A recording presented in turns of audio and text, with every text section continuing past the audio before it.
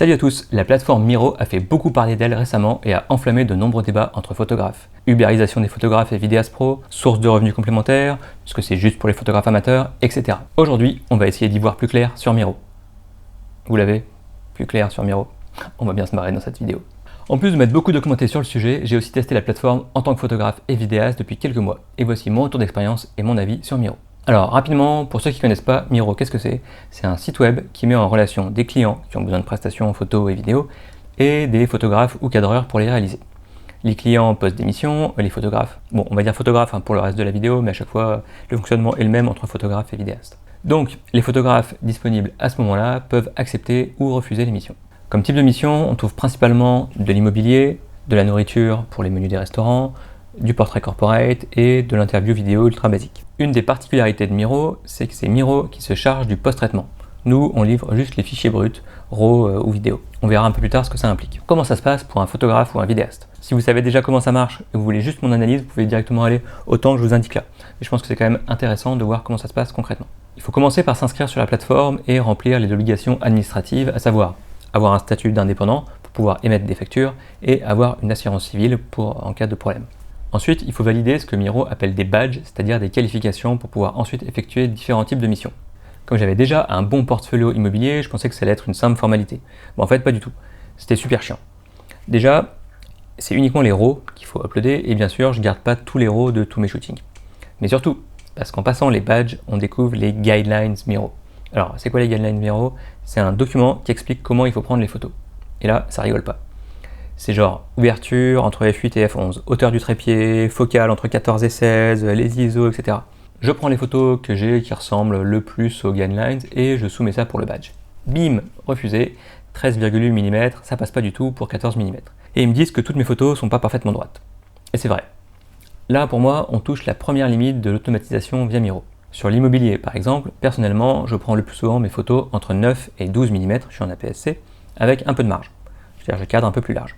Comme ça, au post-traitement, je peux facilement redresser et recadrer en ayant un petit peu de marge. De mon expérience, ça va nettement plus vite que de faire parfaitement le niveau et le cadrage exact lors de la prise de vue. Alors je fais pas non plus n'importe quoi à la prise de vue.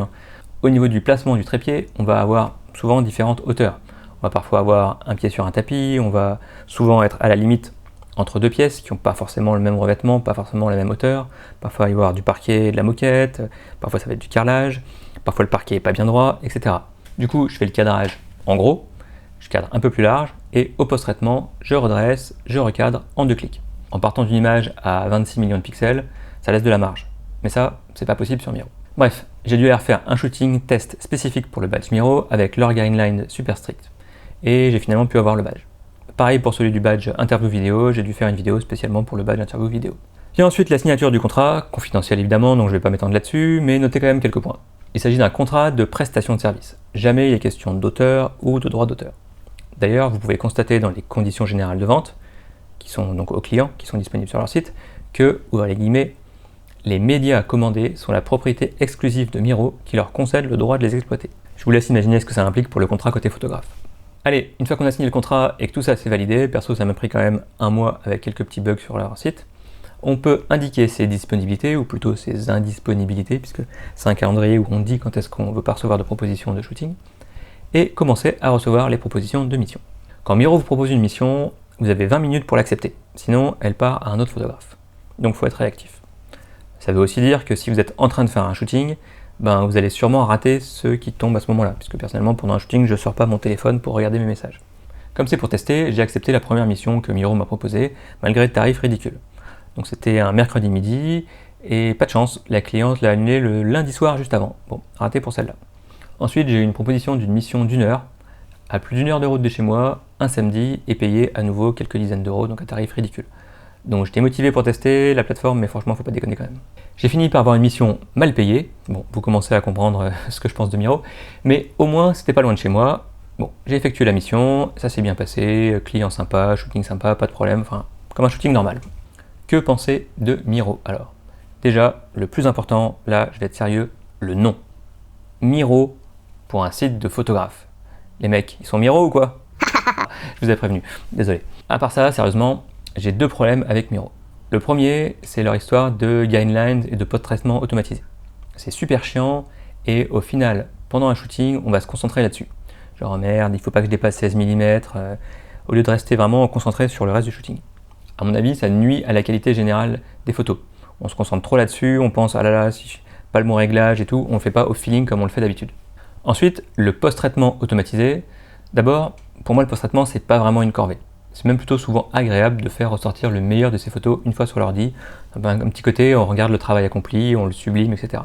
Et pour des missions comme celles que propose Miro, genre food, immobilier, portrait, etc., ça se fait même généralement très rapidement avec quelques presets. Ce qui prend le plus de temps et ce qui est souvent le plus chiant, c'est le tri des photos. Et ça, Miro ou client en direct, il faut le faire de toute façon. Et c'est même encore pire sur Miro, puisque le nombre de photos est imposé. Donc on est obligé de repasser sur le premier tri pour être sûr d'avoir toutes les vues demandées dans les guidelines et le bon nombre de photos, ni plus ni moins, donc c'est hyper strict. Et surtout, ils prennent une commission qui est à mon sens inadmissible. Je vous mettrai des exemples de tarifs côté photographe et côté client dans les commentaires, comme ça je vous aurai un petit récap et je pourrai rajouter au fur et à mesure. Mais à l'heure où je tourne cette vidéo, j'ai trouvé généralement des marges allant de 60% à plus de 85% pour Miro. Donc oui, Miro s'inscrit bien dans la lignée de toutes ces startups comme Uber, Deliveroo, etc. avec comme modèle économique de précariser encore plus un métier déjà assez précaire, celui de photographe et de cadreur. Et donc de tirer les tarifs du marché vers le bas. Au global, ça va instaurer durablement l'idée, à mon avis, que les tarifs proposés par Miro, ça représente la vraie valeur pour ce genre de prestations. Ça va rendre la vie plus compliquée pour de nombreux créateurs qui partagent aujourd'hui leur temps entre leur passion mal payée ou pas payée et un job alimentaire comme la photo corporate ou la photo immobilière qui passionne personne mais qui rapporte un peu. Enfin, qui rapportait un peu. Alors ça c'était au niveau de la société en général si je puis dire, mais en tant que photographe ou vidéaste, est-ce qu'il faut y aller? Si vous êtes un pro déjà installé, à mon avis clairement pas. Vu les tarifs, ça vaut pas le coup. Si vous avez sûrement mieux à faire de votre temps, chercher de nouveaux clients, chercher de nouveaux marchés, etc. Si vous voulez vous lancer en tant que pro, ça peut être tentant. En portrait par exemple, parce que sur l'immobilier ou la restauration, je suis pas sûr que ce soit une très bonne idée de se lancer en ce moment, vu les tarifs en général et ceux de Miro en particulier. Donc pour du portrait ou des petites réalisations vidéo, ça permet de se faire la main sur des shootings sans avoir à faire le travail commercial. Et en gagnant un tout petit peu plus qu'avec des modèles amateurs par exemple, où là ça rapporte rien, mais c'est beaucoup plus sympa et plus personnel. Et avec quand même 3 avertissements sur cette idée-là. Le temps de s'inscrire sur la plateforme, de remplir les formalités, de passer les badges, etc., c'est pas du tout négligeable. Donc ça sera pas aussi long qu'un vrai travail commercial, mais ça prend du temps. Deuxièmement, dans le contrat avec Miro, il est indiqué que vous n'avez pas le droit d'utiliser les photos réalisées dans le cadre d'une mission Miro pour quoi que ce soit. Par exemple, pour un book en particulier. Alors, est-ce que Miro va traquer les photographes de sa plateforme pour voir ce qu'ils mettent sur leur site, sur leur portfolio? J'en doute, mais c'est quand même un petit risque. Mais surtout, vous n'avez pas l'autorisation des gens ou des propriétaires de mettre leurs photos sur votre site. Et ça, c'est beaucoup plus embêtant. Ça me semble compliqué de leur demander à côté de la mission Miro de remplir des autorisations. Troisièmement, du fait du formatage imposé par Miro, ça ne vous aidera pas à développer un style propre, ni à développer toutes les compétences indispensables à un photographe indépendant, c'est-à-dire le post-traitement bien sûr, mais aussi le marketing, la relation client, le commercial, bref, tout ce qui sera indispensable quand il faudra se lancer pour de vrai en dehors de Miro. Donc je vais rester inscrit sur Miro s'il ne me ferme pas mon compte pour voir un peu comment ça évolue, voir à quoi ressemblent mes photos retouchées, soi-disant par une IA, parce que pour l'instant, de ce que j'ai vu, c'était vraiment pas terrible. Je vais aussi suivre le lancement des offres pour les particuliers et je vous ferai une autre vidéo là-dessus.